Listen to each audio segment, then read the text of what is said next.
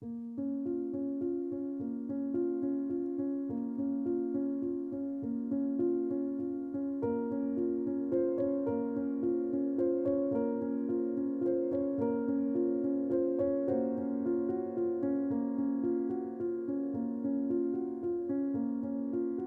talking about our spiritual disciplines in the Lenten season, I'd like to say a little bit about giving alms or almsgiving. The people who create advertisements do their very best to accomplish two things.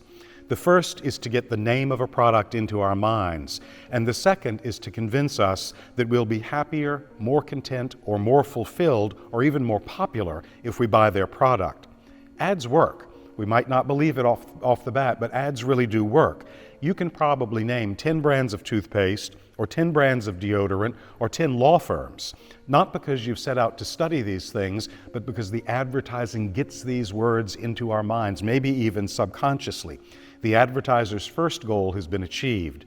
The second goal echoes the strategy that was used by the serpent with Eve and Adam in the Garden of Eden.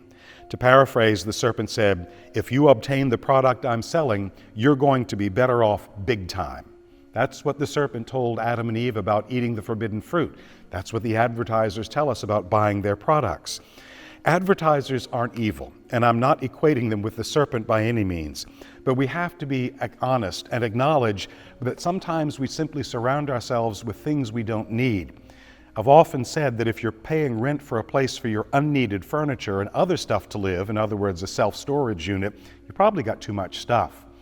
Almsgiving helps us to get away from the overwhelming power of the material world. We give away some of what we have, whether that's money, whether it's clothes that have been hanging in our closet unworn for years, maybe even decades.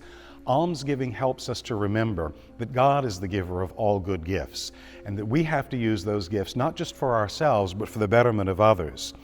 Jesus tells us very plainly that we cannot serve both God and mammon.